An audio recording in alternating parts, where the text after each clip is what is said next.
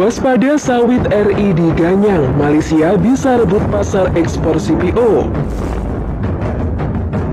Presiden Joko Widodo atau Jokowi melarang ekspor CPO atau minyak sawit mentah dan bahan baku minyak goreng mulai Kamis 28 April lalu.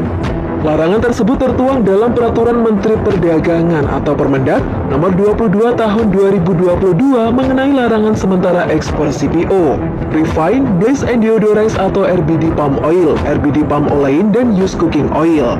Keputusan itu diambil demi menyelesaikan masalah kelangkaan pasokan dan tingginya harga minyak goreng di dalam negeri dalam beberapa bulan terakhir. Kebijakan ini ditargetkan bisa membuat harga minyak goreng curah turun dari kisaran Rp20.000 menjadi Rp14.000 per liter. Meski demikian, Jokowi sadar betul negara tetap membutuhkan penerimaan pajak dari ekspor komoditas tersebut.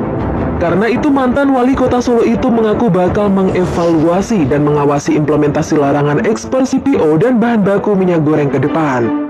Jokowi menyatakan, begitu kebutuhan dalam negeri sudah terpenuhi, tentu saya akan cabut larangan ekspor karena saya tahu negara perlu pajak.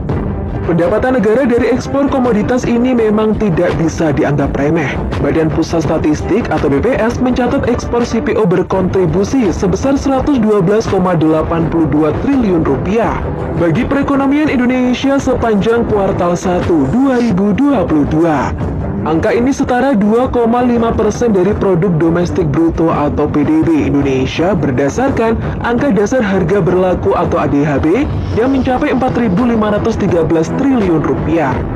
Harga CPO naik di pasar internasional sepekan Jokowi larang ekspor. Harap maklum, Indonesia memang negara produsen dan pengekspor CPO terbesar di dunia. Sepanjang 2021 saja ekspor produk minyak sawit Indonesia dan turunannya mencapai 34,2 juta ton.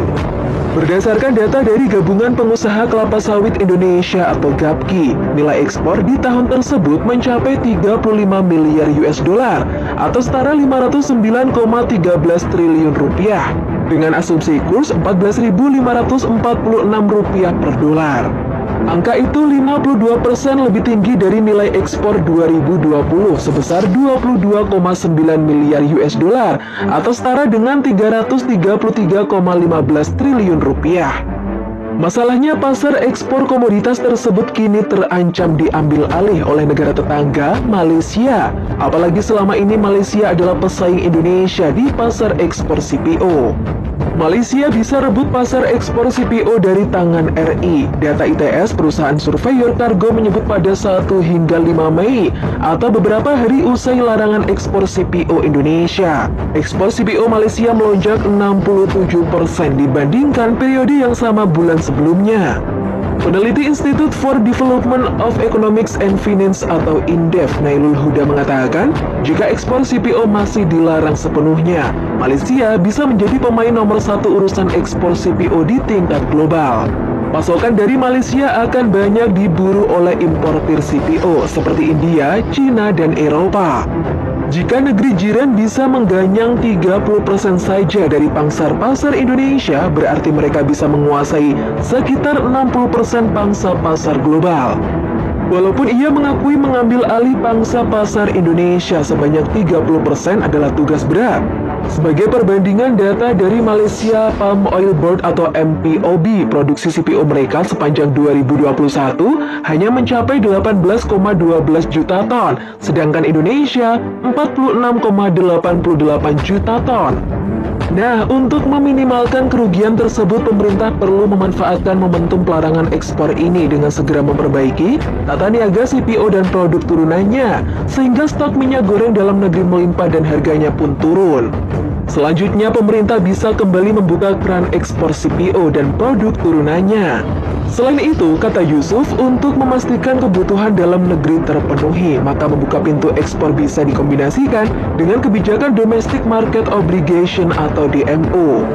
Di samping potensi Malaysia bisa merebut posisi Indonesia dalam urusan ekspor dan produsen CPO, Direktur Center of Economics and Law Studies atau CELIOS, Bima Yudhistira mengatakan, larangan ekspor CPO dapat membuat Malaysia mendapatkan durian runtuh beberapa kali.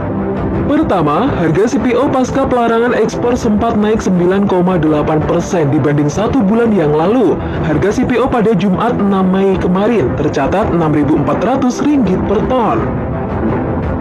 Kedua, importir sawit khususnya di India, Cina, dan Eropa akan mencari alternatif sawit ke Malaysia. Akibatnya petani dan ekosistem industri CPO Malaysia kebanjiran kontrak. Dikhawatirkan kontrak berlaku jangka panjang minimum 1 tahun ke depan, sehingga saat Indonesia membuka kembali keran ekspor, bisa jadi calon pembeli sudah terlanjur terikat kontrak dengan Malaysia.